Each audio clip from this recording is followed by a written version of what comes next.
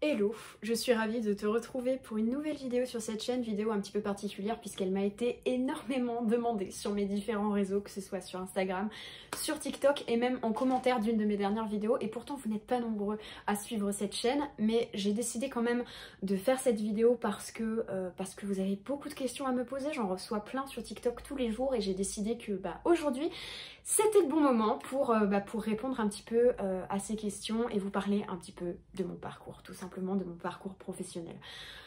Voilà, vidéo complètement décousue, je vais essayer de ne pas me disperser, mais vous me connaissez, voilà, je pense que vous avez l'habitude de m'entendre blablater sur la plupart de mes vidéos, donc toutes mes excuses si c'est un peu long. Aujourd'hui, j'ai décidé de vous parler de mon parcours professionnel parce que vous êtes de plus en plus nombreux et nombreuses à me solliciter pour des lectures de manuscrits. Et je ne sais pas pourquoi, mon métier a l'air de susciter un intérêt incroyable sur les réseaux sociaux et surtout, vous avez de plus en plus de questions à me poser. Comment t'as fait pour faire ce métier? Comment ça marche? Est-ce que t'en vis? Comment ça se passe? Comment se passent tes journées? Etc. Donc si vraiment c'est des choses qui vous intéressent absolument, j'essaierai de vous faire une journée avec moi pour que vous puissiez voir un petit peu comment je gère tout ça. Mais aujourd'hui je vais surtout vous parler de mon parcours professionnel parce que je pense que c'est ce qui vous intéresse le plus et peut-être que ça ouvrira disons des vocations ou des idées de métier à certaines personnes qui cherchent quoi faire et qui comme moi ont envie de travailler en métier du livre.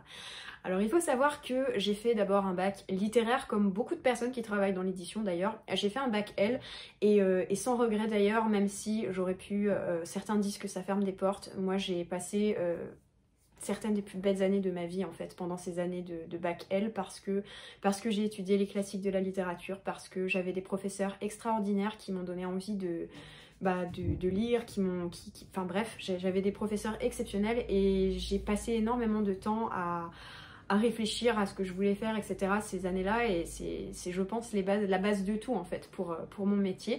Quand je suis sortie de ce bac littéraire que j'ai obtenu, je ne savais pas trop quoi faire de ma vie et pour tout vous dire, je n'avais aucune idée à l'époque que je voulais travailler dans l'édition, c'était pas une vocation innée et c'était pour moi même pas une option parce que je ne savais pas, même pas que ces métiers et que ces formations existaient, on nous en parle pas trop pendant nos études, pendant le lycée, donc c'est vrai que c'est pas une piste que j'avais envisagée. Je suis partie en études de psychologie pendant 2 ans à l'université Paris-Descartes, 2 ans que j'ai passé à apprendre des bases en psychologie. Je n'ai jamais regretté ces 2 ans parce que ça m'a passionnée en fait, parce que ça m'a passionnée. Je suis le genre de personne qui pourrait passer sa vie à faire des études, vous voyez, le genre de personne qui, si elle avait pu être payée à aller à la fac, je pense que j'aurais fait ça toute ma vie. Ça peut paraître étonnant, mais c'est vrai. Donc j'ai pas regretté ces 2 années, mais pour autant j'étais pas super bien orientée parce qu'il y avait beaucoup de sciences dans la fac où j'étais et concrètement c'était pas du tout, j'étais pas trop alignée avec ces études là parce que même si j'étais pas mauvaise, j'en avais marre de faire des stats, j'en avais marre de faire des maths, j'en avais marre de faire des calculs, bref c'était pas fait pour moi et j'aurais pu juste changer de fac et aller dans une fac qui était moins scientifique, mais j'ai décidé de me réorienter. Je pense que les choses arrivent pas par hasard et que quelque part j'avais besoin de prendre du temps pour trouver ce que je voulais faire de ma vie. Et donc cette année-là, cette année de transition un peu, ma 2e année de psycho, j'ai décidé de me réorienter et de commencer à chercher ce que je pouvais faire après en fait, parce que je ne me voyais pas rester dans cette voie de licence en psychologie, étant donné que je sentais que c'était pas du tout ma vocation. Alors même si ça m'a intéressée par curiosité et par intérêt personnel, c'était pas du tout ce à quoi j'aspirais, donc j'ai commencé à chercher et j'ai vu qu'il y avait des études en métier du livre. J'ai vu qu'à Paris il y avait en gros 2 gros DUT qui étaient plutôt bien, on va dire plutôt bien pour ces métiers-là. Il y avait l'IUT de Descartes qui proposait du coup un DUT métier du livre et il y avait le DUT de Saint-Cloud qui était implanté du coup avec le pôle Mediadis. Si vous travaillez en métier du livre, que vous êtes bibliothécaire ou professionnel en métier du livre, vous avez sûrement entendu parler de Mediadis parce que c'est un gros pôle de formation pour les métiers du livre et des bibliothèques. Du coup c'est là qu'on envoie les gens en formation professionnelle, etc. Et j'ai vu qu'ils avaient un IUT en fait qui dépendait du coup de l'université de Nanterre mais qui était dans une annexe à Saint-Cloud. Donc j'ai voulu postuler aux 2 DUT, mais bon, vous ne me connaissez pas, peut-être pas très bien et pas personnellement, mais je suis le genre de personne qui, quand elle veut quelque chose, n'a jamais de plan de secours. C'est ça ou rien. Et je n'ai postulé que à l'UT de Saint-Cloud parce que c'était celui que je voulais. J'ai passé, du coup j'ai déposé mon dossier, j'ai passé les entretiens, et ça a marché, et ça a vraiment marché. Donc j'ai été acceptée à ce DUT qui a commencé l'année suivante, donc en 2012. Et ça a été le meilleur choix en fait de toute ma vie. Pendant 2 ans, j'ai étudié les métiers du livre. Alors il faut pas croire qu'on étudie que le livre en métier du livre. On étudie beaucoup d'autres choses. J'avais des cours de sociologie, j'avais des cours d'épistémologie, j'avais des cours d'histoire de l'art, j'avais des cours d'histoire du livre, j'avais des cours... j'avais des tas de cours, j'avais des cours de langue, des cours de lettres, enfin bref, c'est un parcours qui est très complet, mais ça fait à la fois la culture générale et en même temps tout ce qui est bagage technique pour travailler soit en maison d'édition, soit en bibliothèque, soit en librairie. La première année, c'est vraiment du tronc commun, tout le monde est ensemble et ensuite on choisit ses options en 2e année en fait, et moi j'ai évidemment choisi de me spécialiser en édition. Je savais que j'ai hésité longtemps entre la librairie et l'édition, mais l'édition, voilà. Et à force, c'est ce que j'ai vraiment eu envie de faire. Mon stage de première année m'avait déjà confirmé ça, puisque je me suis retrouvée en stage pendant plusieurs mois, en stage long, au service éditorial des éditions Robert Laffont, et j'ai commencé à me familiariser avec l'édito, mais surtout avec le service des manuscrits, qui était un service un petit peu en marge, et j'ai rencontré le responsable du service des manuscrits qui m'a un peu pris sous son aile et qui m'a appris les bases du métier, et je pense que c'est cette rencontre-là qui quelque part a aiguillé tout le reste de ma carrière. Quand je suis sortie de cette maison d'édition, et il m'a fait une lettre de recommandation, ce responsable, et que j'ai encore aujourd'hui, et voilà, et qui m'a ouvert énormément de portes derrière, parce que j'avais fait bonne impression, parce que j'avais fait forte impression, parce que j'ai montré que j'avais envie de faire ce métier. Et du coup, 2e année, je me spécialise, du coup, je décide de prendre une option en édition, et naturellement, je fais aussi mes stages de 2e année en maison d'édition. Là, je me retrouve aux éditions InPress et Medline qui publient des livres de psychologie. Évidemment, j'ai décroché facilement ce stage parce que j'avais fait des études de psycho avant, donc avoir une double compétence, en fait ça ouvre vachement de portes. Il faut pas croire que juste un bagage métier du livre ça suffit pour décrocher des stages. Quand on a d'autres compétences à côté, quand on parle une langue, quand on connaît bien un pays, quand je sais pas, peu importe, moi c'était la psycho, mais voilà, du coup ça m'a ouvert les portes de cette maison d'édition, et c'était super. J'ai passé quelques mois là-bas, j'ai appris plein de choses. Et en sortant de là, j'ai eu mon diplôme, j'ai rédigé mon mémoire de fin d'études, et évidemment il fallait choisir un petit peu comment poursuivre, parce qu'avec un DUT en métier du livre, vous n'allez pas bien loin, vous avez un bon gros bagage technique, mais clairement en maison d'édition ils recrutent pas trop si vous n'avez pas au moins une licence. Et du coup je me suis dit mais où est-ce que je vais postuler, et j'ai commencé à chercher tardivement, contrairement à tous mes autres camarades, j'ai cherché tardivement, et j'ai vu que l'ASFORED, qui est le centre de formation des éditeurs, qui est un centre de formation hyper réputé en métier de l'édition, ouvrait une licence professionnelle. C'était la première promotion, donc c'était en 2015, première promotion, il y avait 15 places, énormément de candidats. Je pense que vous avez compris l'idée, hein. J'ai postulé que là. J'aurais pu postuler dans d'autres licences pro, parce qu'il y en avait d'autres, soit en province, soit à Paris, mais j'ai postulé que là en me disant c'est ça que je veux, et c'est ça que j'aurai. Donc ça peut paraître idiot, mais en fait j'ai jamais de plan de secours, c'est du one shot, et je me suis dit au pire ça se fait pas, c'est que ça devait pas se faire et je trouverai autre chose, mais je me débrouillerai. Donc c'est un petit peu inquiété mes parents qui m'ont dit oh là là mais si ça marche pas comment tu vas faire, et je me suis dit mais ça va marcher. Bon, j'ai passé les entretiens, je vais pas vous mentir, ça a été assez catastrophique. Il y avait des tests, genre tests psychotechniques, tout ça, c'était une catastrophe, j'ai un peu paniqué, tout ça, mais je me suis très bien débrouillée en entretien. Donc ne vous découragez pas si vous ratez les tests, les entretiens ça joue beaucoup, et j'ai réussi à avoir ma place, voilà. Finalement, comme il y avait beaucoup de candidats, ils ont finalement ouvert cette licence à 25 places, mais au départ il n'y en avait que 15 et j'étais dans la première sélection, donc j'étais très contente, puis j'avais quand même un beau parcours avant, je pense que ça a joué aussi, le dossier, les stages que j'avais fait, les lettres de recommandation que j'avais, enfin bref, sûrement que ça a joué, le caractère, la personnalité aussi, et j'ai été prise dans cette maison d'édition, qui était une maison dans cette formation, et il faut savoir que c'était une formation en alternance, donc j'avais en gros quelques mois pour trouver une alternance au sein d'une grande maison d'édition. C'est pas les offres qui manquent, allez pas croire que c'est difficile de trouver une alternance parce qu'ils recrutent beaucoup d'alternants.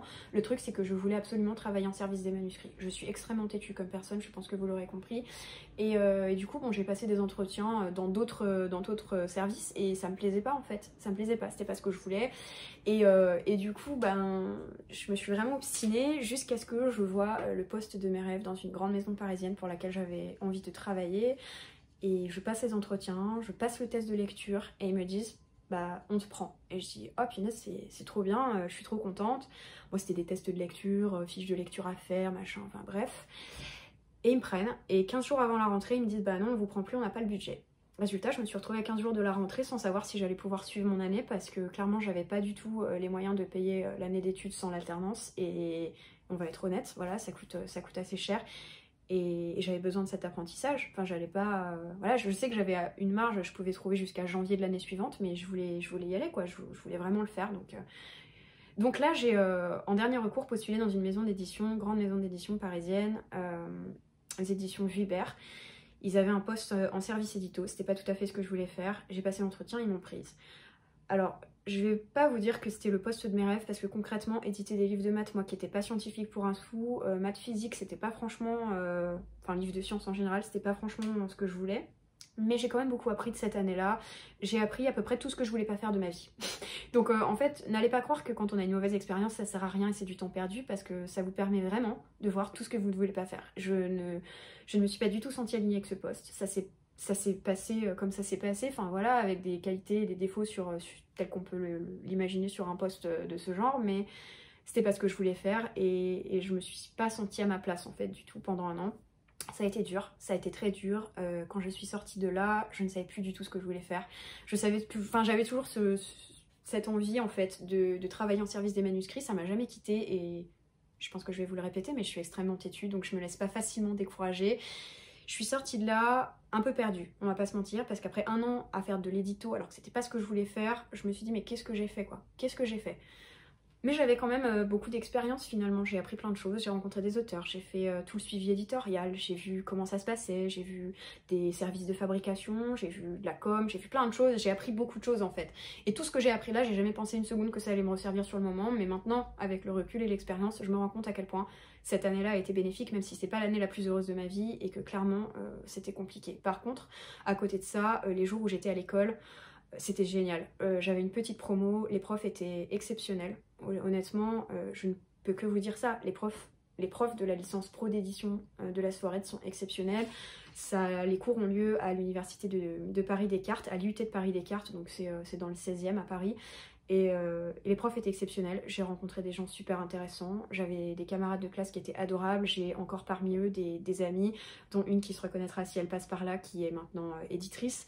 Et voilà, j'ai quand même passé une super année de cours, j'ai appris énormément de choses, et en plus il y avait une spécialisation en livre numérique, donc ça m'a permis de mettre le pied là-dedans aussi, et vraiment c'est pas du tout une année que je regrette, ça m'a beaucoup appris. Suite à cette licence, évidemment, comme d'habitude, fin d'année, on vous dit un peu qu'est-ce que vous voulez faire, et moi j'étais là, je sais pas, j'en sais rien. Tout le monde voulait postuler en master, mais moi j'avais déjà fait 2 ans de DUT technique, plus une année de licence professionnelle qui est hyper technique aussi.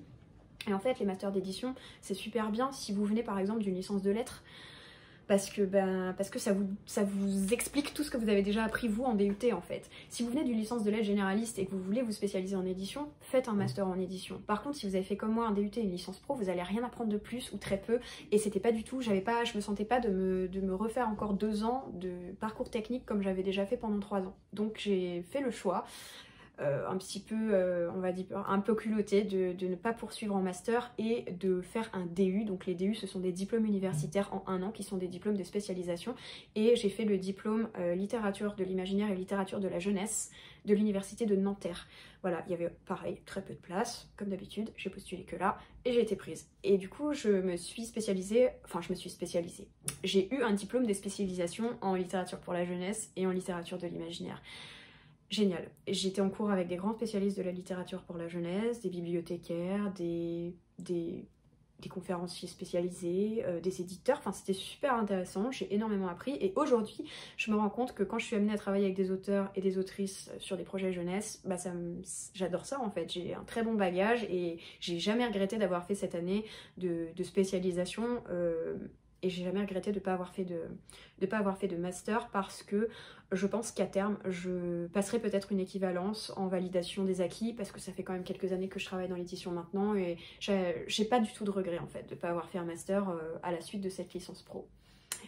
Après cette licence pro, et comme je vous le disais, en sortant de mon apprentissage précédent, je ne vous l'ai pas dit, mais je ne savais plus trop ce que je voulais faire et j'ai toqué au culot chez un éditeur pour lequel je rêvais de travailler, pour lequel je rêvais de lire des manuscrits, en lui disant voilà, j'ai fait ça, j'ai une lettre de recommandation du responsable du service des manuscrits de chez Robert Laffont, est-ce que vous voulez travailler avec moi?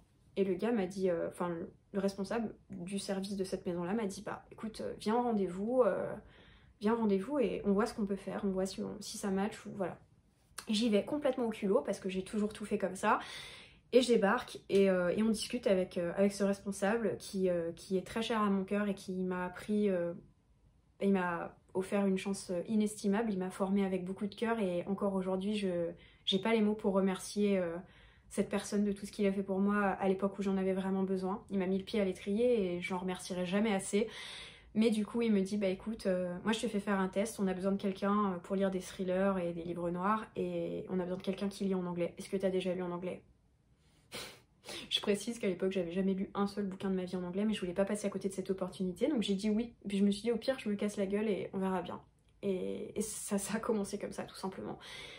J'ai lu ce manuscrit en anglais, j'ai un petit peu galéré mais j'ai fait ma fiche, j'ai tout fait. Et puis c'est passé. C'est passé. On dirait que c'est un gros coup de chance mais c'est passé.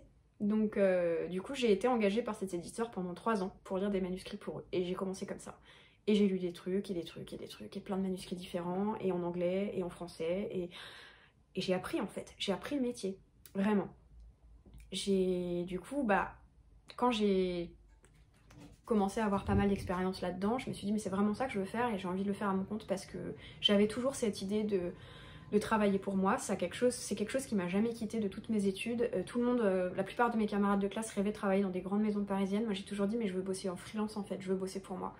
Alors ça peut paraître bizarre, hein, mais c'était vraiment un choix de ma part et je me suis donné les moyens pour. J'ai ensuite, après mon diplôme de spécialisation en littérature pour la jeunesse, j'ai fait une année d'entrepreneuriat, donc un diplôme qui s'appelle le D2E, donc c'est un diplôme d'étudiant entrepreneur. Donc on est dans un incubateur avec des spécialistes business, entrepreneuriat et ben on est aiguillé pour monter sa structure, pour choisir les bons statuts, pour développer son offre, pour voir enfin tout ce qu'on peut faire dans un incubateur d'entreprise en fait. J'étais un peu en marge parce que les entreprises qui étaient avec moi c'était surtout de la tech, des ingénieurs, etc. Moi j'étais là genre je veux devenir freelance, je veux travailler avec des auteurs dans l'édition, c'était un peu bizarre mais ils m'ont dit mais ok go viens on va voir ce qu'on peut faire et ils m'ont accompagnée sur ce projet de développement d'entreprise. Je vais pas vous mentir, quand je me suis lancée en 2017 en freelance, je le referais aujourd'hui, si je devais refaire tout ça aujourd'hui, je ne ferais pas les choses de la même manière parce que j'ai mûri, que j'ai grandi et que maintenant j'ai une base solide en entrepreneuriat. Mais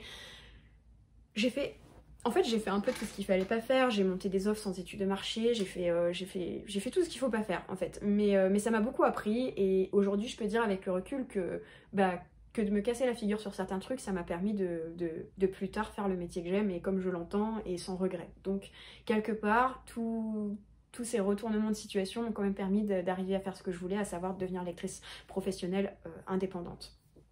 Donc pour le parcours, c'est plutôt ça. Aujourd'hui, bah, je pense que vous avez compris, si vous êtes là en train de me regarder, peut-être que vous arrivez de TikTok ou d'Instagram, je ne sais pas d'où vous arrivez, mais voilà.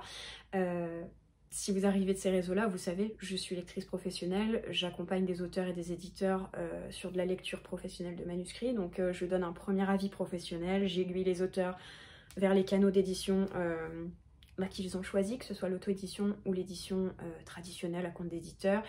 Je donne des conseils, je fais des codes d'accompagnement, je fais des lectures de manuscrits, maintenant en français sur plusieurs genres. Et voilà, j'ai la chance de faire un métier que j'aime, qui me passionne, dans lequel, enfin je veux dire, qui aujourd'hui, c'est ce que je disais il n'y a pas très longtemps sur mes réseaux sociaux, qui aujourd'hui peut dire mon métier c'est de lire et d'écrire. C'est quand même une grande chance. Je me suis donné les moyens de faire ce que j'avais envie de faire et sans regret. Donc voilà, c'est tout ce que je peux vous dire de ça, mais concrètement j'ai un parcours un petit peu atypique, mais aucun regret parce que tout ça m'a servi. J'ai oublié de vous dire, mais pendant tout ce cursus là, au début où j'ai lancé mon entreprise en 2018, j'étais déjà du coup freelance. J'ai accepté un poste en librairie pendant 1 an, donc j'ai aussi été libraire, donc j'ai vraiment une vision à 360 de tout ce qu'on peut faire en métier du livre et c'est très chouette. Je me suis jamais orientée en bibliothèque, mais voilà, j'avais une grand-mère qui était bibliothécaire, donc je vois comment ça se goupille, mais concrètement, j'ai un parcours hyper transverse, vachement complémentaire, et j'ai aucun regret du parcours que j'ai, parce qu'aujourd'hui, c'est en partie ce qui fait ma force et ma singularité dans ce métier-là. Voilà, j'espère avoir répondu à vos questions sur mon parcours. Si vous avez d'autres questions, n'hésitez pas à les mettre dans les commentaires, à venir me suivre sur les réseaux sociaux. Je vous mettrai mon TikTok et mon compte Instagram dans la barre d'infos. Et voilà, si vous avez envie de travailler en métier du livre, sachez que c'est un métier un secteur qui est difficile, qui est un petit peu bouché, mais que quand on a les bonnes idées au bon moment et qu'on veut se lancer, il y a toujours moyen de faire le métier qu'on a envie de faire. Il faut juste persévérer, se donner les moyens et surtout ne pas vous décourager quand on vous dit que vous n'y arriverez pas ou que vous ferez jamais rien, parce que c'est ce qui m'a été dit quand je suis allée présenter mon projet à de grandes maisons d'édition en disant que je voulais travailler en freelance et comme lectrice.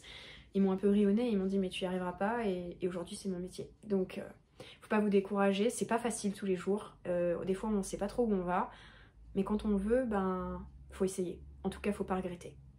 Voilà, je vous retrouve très bientôt. Je suis désolée pour cette vidéo un petit peu décousue, mais j'espère que ça vous aura aiguillé, que ça vous aura informé, que ça vous aura captivé pendant un petit moment. Je vous souhaite une très belle semaine. Je vous retrouve très bientôt dans une prochaine vidéo. Bye bye.